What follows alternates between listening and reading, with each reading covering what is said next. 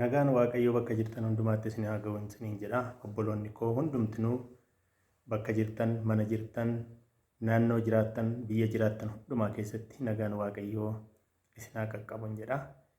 Viidiyoo kana gara viidiyoo yuutuubii Dammadamuutti warri haaraa har'uma dhuftan yuutuubii kana sabiskiraayib gochuudhaan hanga dhumaatti viidiyoo jirus immoo akka hordoftaniitiif nan isin gaafadha. Warri maatii yuutuubii taatan immoo obboloonni keessan yuutuubii kana argachuu kan danda'an akka argataniif sheer gochuudhaan laayik gootanii akkasumas immoo gaaffii yoo qabaattan yaadas yoo qabaattan qeeqni jirus yoo jiraate yoo koomentii jalatti nuuf keessaniitiif gara fuulduraatti irraa barachuun isin irraatii isin yaada isin nu laattan irratti hundoofnee cimina keenya dadhabina keenya waan arguu dandeenyuutiif yaadaa fi qeeqa jiru akka nu laattan kabajaanan isin gaafadha.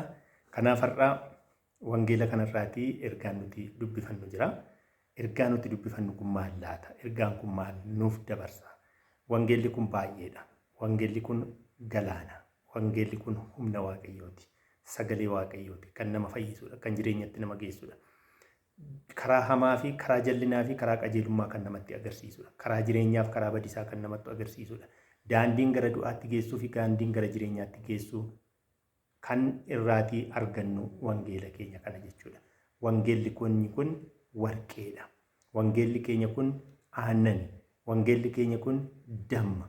Aannaniif dammarra kan caalu of keessaatii qabateetu jira. Dammattis hin fakkeeffamaa miti. Namni damma yoo jedhu waan dhamdhamu waan midhaa'u tokko dammatti waan fakkeessuufi. Kanaaf Dammadamuunis immoo kanuma sagalee damma as keessa jiru kana sagalee jireenyaa as keessa jiru kana sagalee fayyinaa as keessa jiru kana ilmoo namaatiif barbaachisa. Biyya alaa keessas kan jirtan Itoophiyaa keessas kan jiraattan hundumtinuu amantoota kan taatan wangeela kanatti kan amantan ergaan wangeela kana keessa jiru nu fayyisa. Ergaan wangeela kana keessa jiru gara jireenyaatti nu geessa. Ergaan wangeela kana keessa jiru badisa nu oolcha. Firdii jalaatii nu oolcha.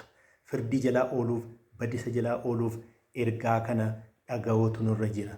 Mul'ata Yohaannis keessaatii kan dubbatu inni kunoo ani ergamaan sadii waaqa keessa too balali'uutii nan arge. Inni jalqabaa ergamichi wangeela bara baraa harka isaatti baateetu balali'a ture. Akkana jechaa Waaqayyoon sodaadhaa, Waaqayyoof galata galchaa yeroo inni itti firdii kennu jala gaheera'ootii jedha. Biyyi lafaa kun fiixee dhumaarra jirti. Dhumarra geenyee jirra. Biyyi lafaa kun xumurri ishee geessee jirti. Xumurri isaa akka inni ga'ee jiru kan nutti himus immoo wangeeluma kana malee waa biraas miti. Raajotaan kan himamaa ture, ergamootaan kan himamaa ture, Gooftaa keenya Yesuus Kiristoosiin kan dubbatamaa ture. Dhumni biyya lafaa akka inni jiru, du'aa ka'uun akka inni jiru, kaan gara jireenyaatti, kaan gara badisaatti deemuuf akka isaan jiran ergaan isaa nutti hima. Kanaafi wangeelli kun karaadha. Wangeelli kun dhugaadha. Akkas jedha Gooftaan, ani karaadha, ani dhugaadha. Anaan malee gara jireenyaatti kan dhaqu tokkollee hin jiru jedha. Dhugaa kanas kan nuti argannu immoo kunoo wangeeluma kana nutti dubbatarraan kan hafe kan biraanillee hin jiru. Raajonnis kan dubbachaa turani waanuma wangeela kana keessatti barraa'edha. Ergamoonnis kan isaan ergaa namatti dabarsaa turani wangeeluma kana keessatti barraa'ee jira.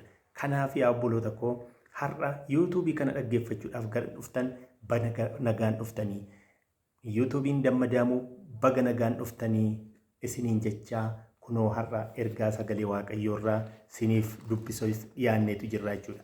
Har'a mata dureen nuti asirratti qabannee siniif dhufne immoo ija hojii keenyaa beekamnaa jedha. Ijji hojii maa inni? Gooftaan keenya Yesuus Kiristoos ija hojii isaaniitiin beektuu jedha. Ijji hojii isaanii maa inni?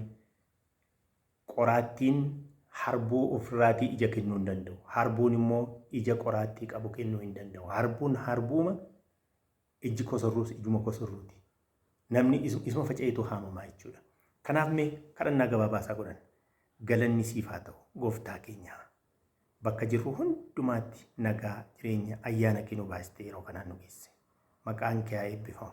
Sagalee kee kana walirraa baruudhaaf obboloonni koo biyya keessas biyya alaas kan jiran hundumtinuu kan sirraa dhaga'an sagaleen kee kun mana isaanii dhaqee akka isaan fayyisu.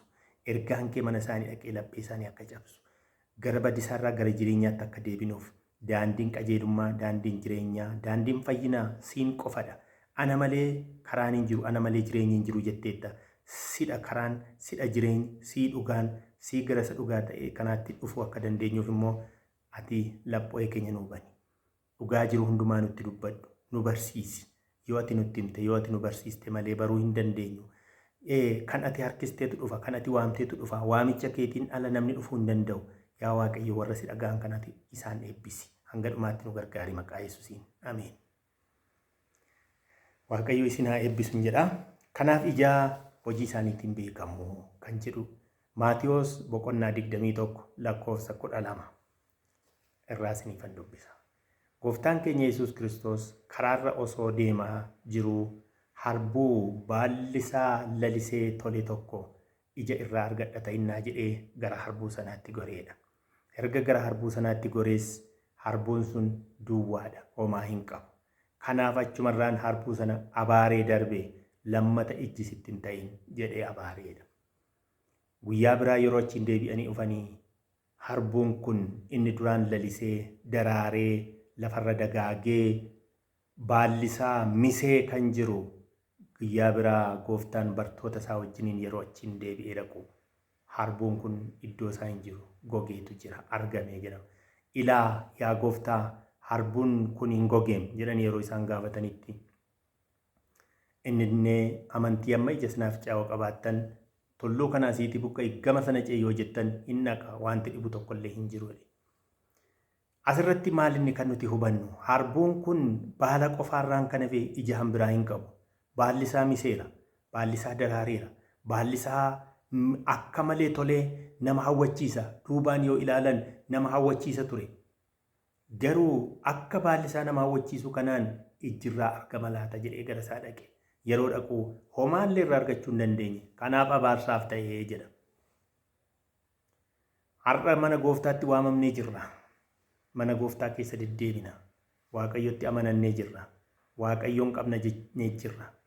Waaqayyoon otoo qabnu Waaqayyotti amanannee otoo jirru baala keenya qofaatu misee jira yoo ta'e, baala keenya qofaatiin dagaagnee jirra waan ta'e yoo ta'e, wanti nurraa barbaachisu ijji kan nurraa eegamu jira, kan nuti kennuu qabnu. Ija nuti kennuu qabnu, ija nuti laachuu qabnu nurraati yoo argamuudhaa baatee baala qofaadhaan jirra yoo taaneetiif lammata ijji sitti hin ta'in jedhamee abaarsaaf ta'uun ni danda'ama jechuudha.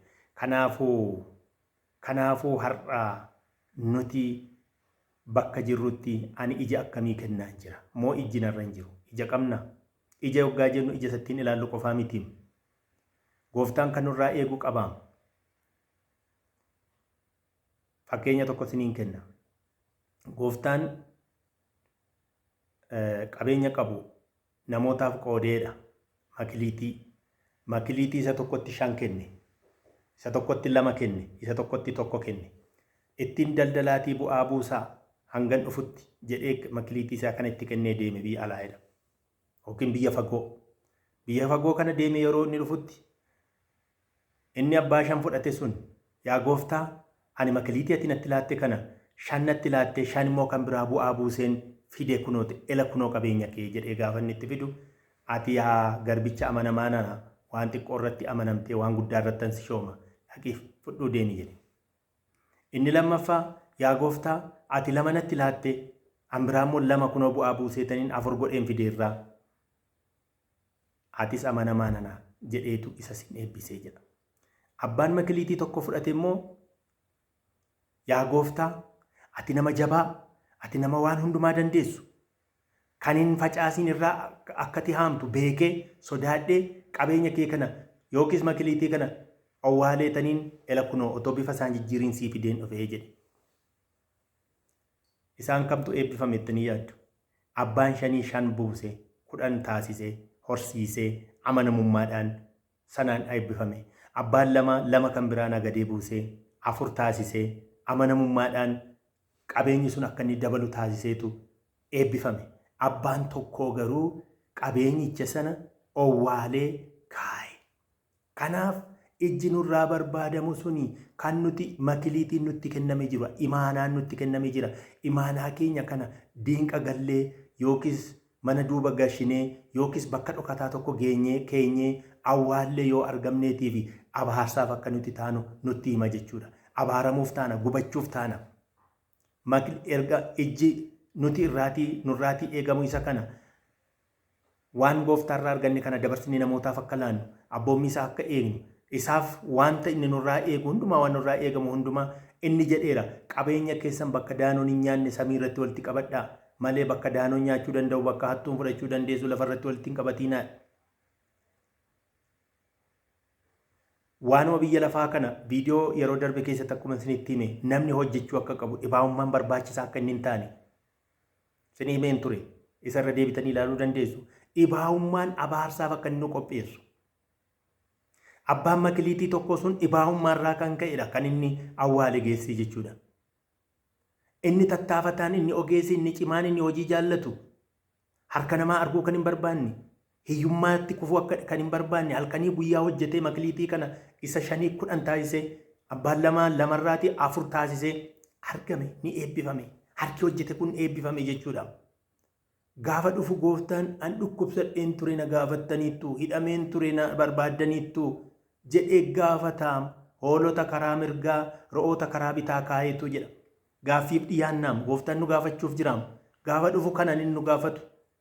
Inni ani hidhame akkami na gaafattaniittu dhukkubsadheen ture dhuftanii manatti na ilaaltaniittu dhukkubsataan kana jechuun karaa gara biraa namoonni lafa kanarratti rakkatan baay'eetu jiru. Har'a naannoo keenyatti kan buqqaanii sababa walitti bu'iinsaan sababa adda addaatiin kan buqqaanii lafa kanarraatii kan dhumaa jiran kan rakkachaa jiran baay'eetu jiru. Hammam gaafanneefirra laata isaaniif? Hammam waaqayyoon kadhanneefirra laata? Waaqayyoon kadhanneefirra. Yaa gooftaati namoota sababa adda addaatiin qe'ee isaaniirraa buqqaanii rakkachaa jiran kanaatiif ati fala kennii. Ati isaan jajjabeessi nama isaan jajjabeessu ergii fi biyya kana keessatti nagaan akka bu'uuftiif yaa gooftaa ati namoota biyya bushaniifis sammuu hubannaa kennii fi namoota kaan rakkoo adda addaa uumaniifis immoo hubannaa argatanii gara nagaatti akka deebi'aniitiif yaa gooftaa ati biyya keenya kana yaadadhu jennee kan kadhachaa jirru namoota meeqadha laata nuti. Makiliitichi isa kana. Obboloonni baay'een wangeela otoo hin beekiin iddoo adda addaatti kan badan baay'eetu jira. Humni wangeelaa kun humna guddaa qaba. Namoota meeqatti lallabneerra, namoota meeqatti ergaa waaqayyoo kana dubbanneerra. Isa kana ejji nurra yoo jiraate moo akkasumatti callisneema baaluma sanaan akkuma harbuu sanaa baaluma sanaan of tuulleetu adeemaa jirra laata? Baala qofaatiin of tuullee deemuu hin qabnu. Ejji hafuuraa nu keessa jiraachuu qaba. Hafuuratti guddachuu qabna. Hafuurri nu keessatti biqilee ija godhachuudha qaba. Sanyiin waaqayyoo inni faca'e yookiin ergaan wangeela kanaa laphee keenya keessatti biqilee guddachuudha qaba. Biqilee guddachuudha qaba. Gooftaan yeroo jedhe durboota 10tu turanii jedha. 5 ogeessota, 5 garuu gowwoota. Warri ogeessonni kunis warri gowwoonni kunis misirroo eegu turani. Otuma misirroon hin dhufatuma jedhaniiti otuma eeganiiti halkan walakkeessa ta'e. Halkan walakkeessa waggaa ta'u hundumtinuu maal ta'an hin rafaniidha. Otuma rafaniiti halkan walakkeessa erga darbee misirroon dhufe ka'aasi madhaa kamaasi addaa kan jiru wanyi ta'e bakkeedhaati sirba ta'uu danda'a, faarfannaa ta'uu danda'a, ilillee ta'uu danda'a gaafa misirroo waggaa simatanii akka aadaa keenyaatti jechuudha. Irsa misirroo kana simachuudhaaf bahaa yoggaa jedhani hirriba keessatuma jaan je'anii warri gowwonnis warri ogeessonnis waluma faana ka'ani. Warri ogeessonni boba'aa qabu turanii sirriitti naqataniiru. Warri gowwonni immoo boba'aa hin qabanii turanii nadaajii isa jennu kana jechuudha. Nadaajiin sun waan itti naqatanii ibsaa ibsan sana keessaatii baattuu ibsaa keessaatii boba'aan yookiis nadaajiin hin jiru ture. Isaan ogeessota sanaa garuu baay'inaan qabu turan guuttatanii akkuma misirroo simadhaa jedhanii guuttataniitu bahani. Warra gowwootaa warri hin qabne kun akkuma misirroo simuufichuuf ka'anitti otoo misirroo hin argin ibsaan isaanii jalaa dhaame. Warra ogeessotaatiin maal jedhani? Maaloo nadaajii keessan nu ergisaa kan keenya kunoo nu jalaa dhumtee jedhanii gaafatanii.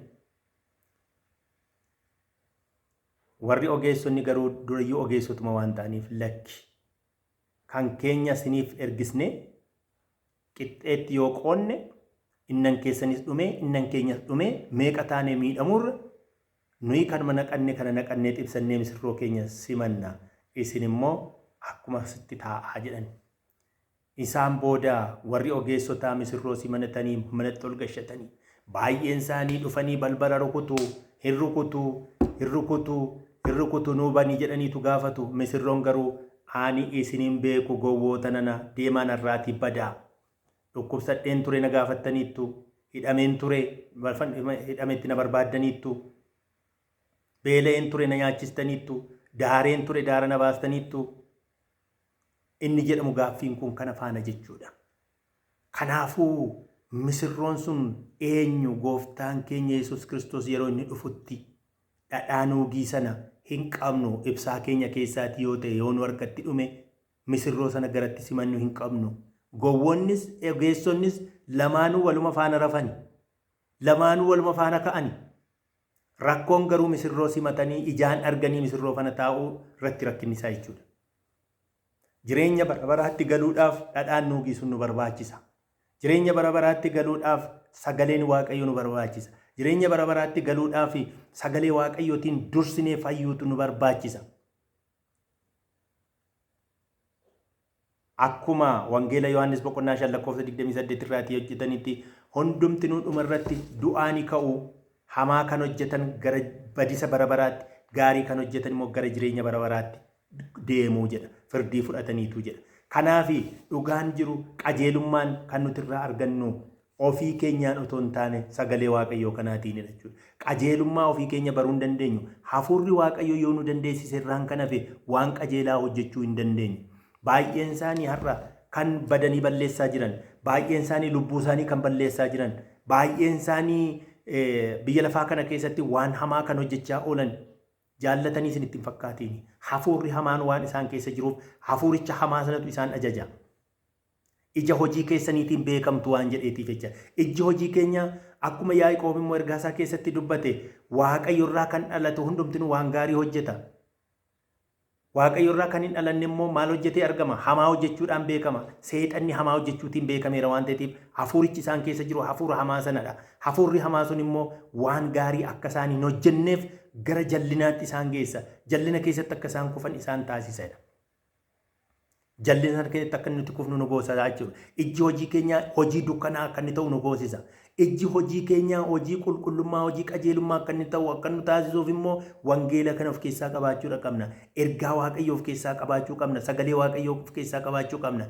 Inni fooniif dhiigaa miti, humnaaf jabinaan miti, hafuura kootiin malee jedheera waan ta'eef humnaaf jabina keetiin waa gochuu hin dandeessu. Humnaaf jabina kootiin waa gochuu hin danda'u. Hafuura Waaqayyootiin garuu waa gochuun ni danda'ama. Waan hundumaa isa danda'uutiin waan hundumaa nan danda'a jedhe Phaawulos. Waan hundumaa danda'uu dandeenya. Waan hundumaa gochuu dandeenya. Eenyuun? Sagalee Waaqayyootiin, humna Waaqayyootiin, isa waan hundumaa nama dandeessisu sanaatiin waan hundumaa mo'achuu ni dandeenya. Foon keenyaaf dhiigni keenya kuni mo'achuu kan nuti dandeenyu, miira keenya kan nuti mo'achuu dandeenyu sagaleen Waaqayyoo yoo nu keessa jiraatedha. Hafuurri Waaqayyoo yoo nu keessa jiraatedha. Hafuura Waaqayyootiin hin mo'atamnu taanaan miira keenya mo'achuu hin dandeenyu. Yaa obboleessaa, miira kee mo'achuun dubbii Waaqayyootiin qofadha. Anaani waan hundumtinuu kan godhamu jedheera waan ta'eetiif jechaadha. Namoonni baay'een suusii adda addaatiin kan qabamanii jiran erga wangeela kana fudhatanii kan irraan fayyan baay'ee lakkoofsi isaanii hangana kan jedhamu. Miliyoonaan kan lakkaa'aman suusii dhugaatiirraa, dhugaatii nama macheessurraa, suusii sigaaraarraa, suusii caatiirraa, suusii ejjaarraa, suusii adda addaarraatii bilisa baaseera wangeelli kun sagalee Waaqayyooti waan ta'eef. Bilisa nu baasa. Iji hojii keenyaa ija gaarii akka inni ta'u, iji hojii keenyaa ija fayyinaa akka inni ta'u, iji hojii keenyaa ija jireenya bara baraa akka inni ta'u kan nu taasisu sagalichumadha ofiisaati. Hafuurichi yoo nu keessa taa'e qofaadha. Mee Luqaas boqonnaa 13 lakkoofsa 6 hanga 9tti.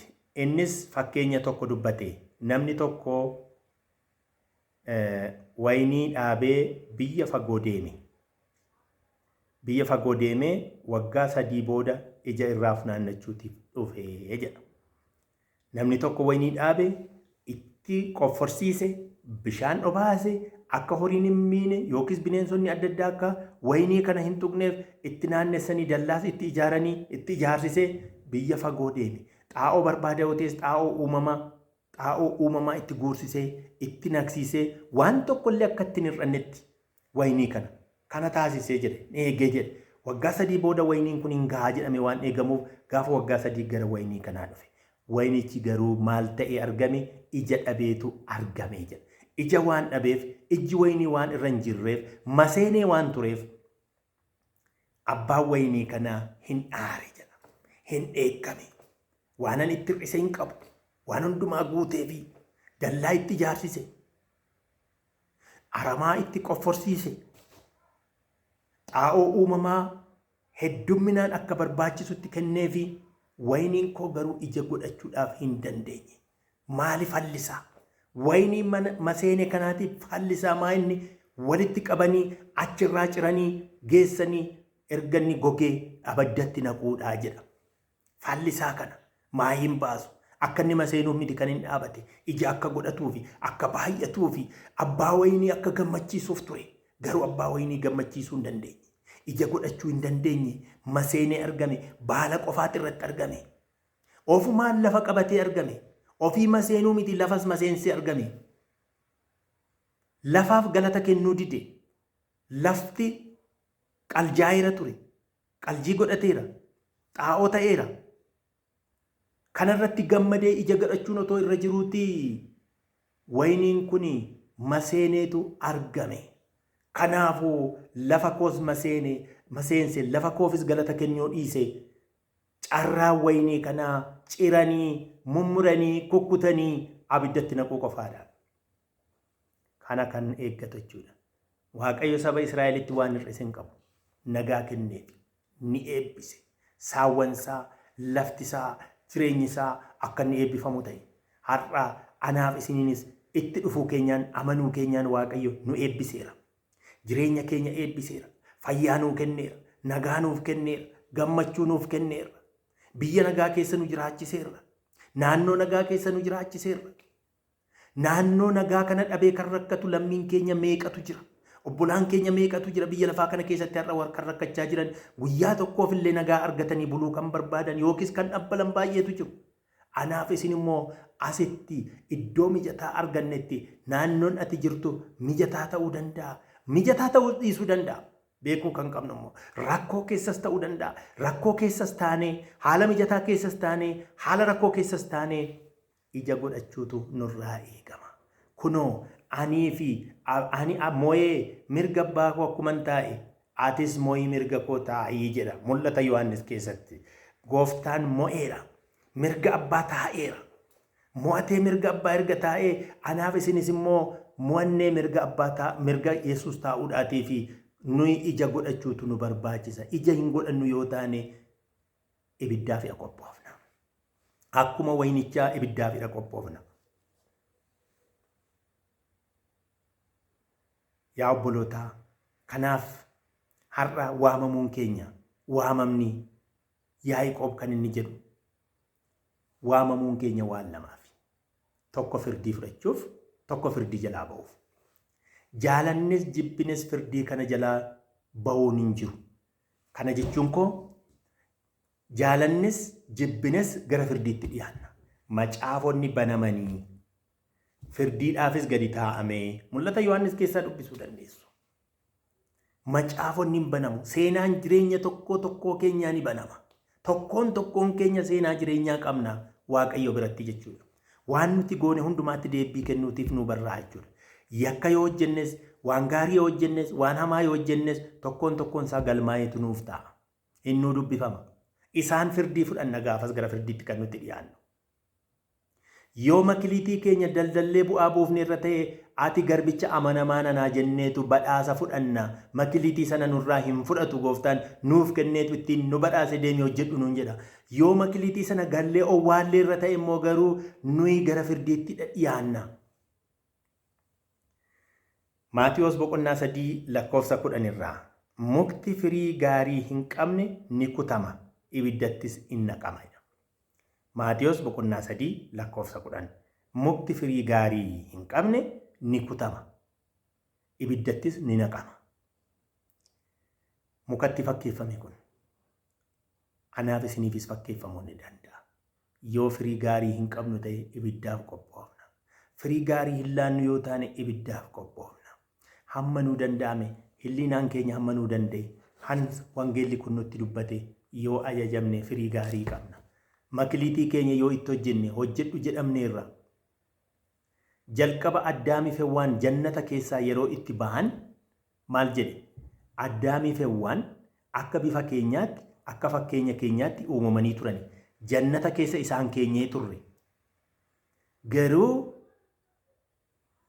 bara baraan jannata keessa gammadanii akka hin jiraanneef abboommii Waaqayyoo waan cabsaniif hamaaf gaarii adda baastu kan hin nyaatiin isa jedhamu kana kutanii waan nyaataniif jannata keessaatii bahaniiru. Jannata keessaatii kan ba'an jannata sana keessatti akka eeganiif akka kunuunsaniif akka bareechaniif akkas ture. Har'as jannata naannoo keenya jirru akka bareechinuuf akka kunuunsinuutiif teenyeera. Baay'een dhala namaa garuu har'a meeshaa waraanaa gurguddaa walitti gadhiisuudhaan wal fixaa jiru. Biyyi lafaa kun har'a dhiigaa jirti. Akaldaamaan har'a biyya lafaa kanarratti gaggeeffamaa jira. Armaagedoon kan jedhamu waraanni biyya lafaa kana keessatti har'a biyyoota hundumaa keessatti biyyi nagaan iddoo akkasii kan jennu hin qabnu. Maatewos 24 keessaa kan jiru biyyi kan walirratti ka'u waraanni kan inni baay'atu dhuma biyya lafaa ta'uu isaa mallattoo isaa nutti agarsiisaadha. Mallattoodha kunedha. Mallattoo ciniinsuu muddama jalqabaatiidha. Dhufni gooftaa keenya Yesuus Kiristoos dhiyaachuunsaa mallattooleen adda addaa dhukkubni garaagaraa biyya lafaa irratti bal'achuun waraanni garaagaraa biyya lafaa irratti bal'achuun obbolaaf obbolaa gidduutti jibbeen dabalaa deemuun baay'ina cubburraa kan ta'e maatii keessatti illee jibbeen garmalee bal'achaa deema kan inni jedhee kaa'e. Gama kaaniin sochiin lafaa gara kaaniin waraanaan bifa adda addaatiin dha'ichi biyya lafaa kana gochaa jira jechuudha. Inni kun gara dhumaatti deemaa jirra jechuudha. Wanta adda addaatu jira mallattoon isaa. Ani Kiristoos jedhanii iddoo adda addaatti kan dhufan jiru gama sana yookiis as sana jedhanii yoo isinitti himani hin amaniinaa jedhee kan inni dubbates har'a mallattoon isaa mul'achaa jira biyya lafaa kanatti. Yaa obboloota koo wangeela sirriitti haa dubbisnu. Ergaan ani isiniif qabu ijji nurratti akka argamuuf firii qabaachuudhaaf nuti firii kennuudhaaf Waaqayyo kan nurraa barbaadu firii sana qabaachuudhaaf wangeela kana dubbisuudha qabna. Firiin kun isa kaminni kan jedhu wangeelli kun nutti dubbachuudha qaba. Firiin wangeelli keenya waan hunduma keenyadha. Waldaa kootis, sagalee Waaqayyootis, wangeelli kanarraatii ani kan Keefaati, ani kan Yaaqoobi, kan Phaawulosi, kan Aphiloosi han jedhee kaayee hin jiru wangeela kanarratti. Sagaleen wangeelaa kun sagalee Waaqayyooti. Wanta asirra jiru qofaadha. Dhugaan kanarraan kan hafee inni kaan of eeggannoodhaan yoo ilaalle bareedaan itti fakkaatan akka kootti jechuudha. Waan hundumaa of eeggannoodhaan yoo ilaalle bareedaadha. Barri kun bara wallaalchisaa keessa galleetu jirra. Bara gowwoomsaa keessa galleetu jirra. Gowwoomsaan baay'achaa jira. Sobni baay'achaadha jira. Walii isaa namni ajjeesuun baay'achaatu jira. Jibbeen baay'achaa jira. Maaliif ta'e kun? Dur waggaa 30 waggaa 40 dura namoonni keenya maallaqa yoo walii liqeessan cufaarraan yookiis dukkana keessa dhoksaamatti walii liqeessu. Dhoksaatti walii liqeessanii dhoksaatti walii kennu. Har'a garuu ragaa birattuu ragaa nama meeqa fuuldurattuu namni walirraa liqeeffatee walii deebisaa hin jiru. Sirraa liqeeffatee ka'eetu immoo isuma sirraa liqeeffate kana liqiin sun akka hafuuf si ajjeesuuf kan yaalu baay'eetu jira. Jireenya kee dhabamsiisuuf kan yaalu baay'eetu jira. Ijoolleen Qaayel lafa kanarratti baay'achaadha jiru. Ijoolleen Abeel lafa kanarraa dhabamaadha jiru baay'inaan jechuudha. Ijoollee Qaayel kanarraa of eeggachuun nu barbaachisa. Sanyii Qaayel irraa of eeggachuun warra jooraa sanyii Qaayel, godaantota sanyii Qaayel. Qaayel yoggaansi warra lubbuu namaa balleessuu jechuudha. Akka malee warra nama saaman jechuudha. Akka malee guddina obboleessa isaanii warra jibban jechuudha. Obboleessa isaa guddatu hin jaallatu. Ofirraa ciliqilee ofiisaa nyaachuu barbaada. Ofii guddatee obboleessa isaa immoo lafatti hambisuu barbaada. Obboleessa isaa ajjeesee ofiisaa guddachuu barbaada. Dhiiga obboleessa isaatiin guddachuu kan barbaadu baay'eetu jira. Dhiiga obboleessa isaatiin iddoo guddaatti mul'achuu kan barbaadu baay'eetu jira Qaayelarra. Isaan kun badisaaf qophaa'u warra ija hin qabne, warra firii hin qabne, firii laachaa warra jiran miti, warra abaaramtootadha. Isaan irraa adda ta'uudha qabna. Daawit faarfasaa keessatti kan hin dubbatu teessoo jallootaarra kan hin teenye galateeffamaadha. Yaa'ii jallootaa keessattis kan hin argamne inni eebbifamaadha jedha. Teessoo jallootaa keessatti hin argamiin. Yaa'ii jallootaa keessatti hin argamiin.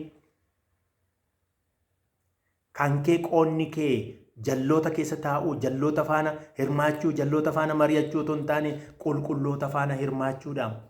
Mul'ata Yohaannis keessatti kan inni dubbate kunoo uffata adii kan argamanii deemaniin argeedha. Mul'ata isaatiin uffata adii nama misirroo yookiis cidhaaf kan qophaa'e uffata cidhaa uffatanii kan deeman.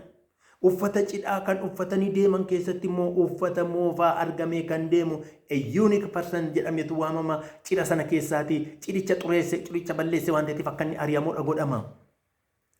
Uffanni koo adiidha moo xuraa'aadha laata? Uffata misirroon uffadheera moo akkami laata ani jennee of qoruu qabna jechuudha. Hundumtinuu of qoruudha qaba, of ilaaluudha qaba. Jireenya keenya qoruudha qabna. Eessa dhaabbadheen jira ani? Mana Waaqayyoo qaamaan moo yaadaan dhaabbadheen jira laata ani jennee of ilaaluudha qabna. Yaadaanis qaamaanis argamuudha qabna mana Waaqayyoo keessatti. Yaadaanis qaamaanis kan argamanii jiran isaan eebbifamoota. Kunoo namni ta'ee sanyii facaasuuf bahee jedha Gooftaan fakkeenya inni kenne keessaati. Sanyii facaasuuf qotee bulaan hin bahe. Yeroo waggaa baay'een keenya ijoollee baadiyyaatti sanyiin kun isa tooraa otoo hin taane bittiniima sana akka inni faca'uudha. Facaasaa deemama jechuudha.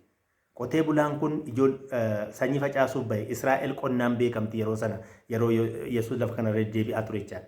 Qonna kana keessatti namoota yookiis bartoota isaa bifa isaanii fi galuu danda'uun fakkeenya kenneefi namni sanyii facaasuuf bahedha. Otoo facaasuuti inni kaan maasii gaarii keessatti, inni kaan dhagaarratti, inni kaan qoraattii keessatti bu'ee jedha. Inni karaarra bu'ee simbirroonni waaqaa dhufanii yeroo sana fudhatani. Dhagaarra inni bu'ee biyyoon dhagaa sanarra waan hin jirreef yeroof bokkaama argate ji'insuma argate sanaatiin gammadee biqilee gaafuma aduun guyyaa tokko guyyaa lamatti bommoo achumaan gogeedha. Inni kaan immoo maasii gaarii keessatti biqileedha. Maasii gaarii keessatti waan biqileef maasii sana keessatti hidda gadi fageeffatee waan barbaachisu hundumaatiin biqilee guddatee kaan eega 60, 30, 100 argatee godhatee jedha ija. Fakkeenyi kun maa inni nuu hiikii jedhanii gaafatan. Qoraattii keessatti inni biqile immoo achumatti biqilee guddate qoraattiin keessatti waan cinqamee biqileef qoraattiin sun hudheetu ija malee akka inni hafuusa taasiseedha. Fakkeenyi hiikamu kun qoraattii keessatti inni biqilee wangeela kana of harkaa qabu. Wangeela kana utuma qabanii badhaadhina biyya lafaatiin qabamanii hudhamanii kan achumaan hafanidha. Kan dhagaarratti biqilee yeroof wangeela sana fudhatanii wangeela sanatti gammadanii isaan booda immoo qorumsi tokko yeroo inni dhufu immoo kan achumarraan duubatti deebi'an.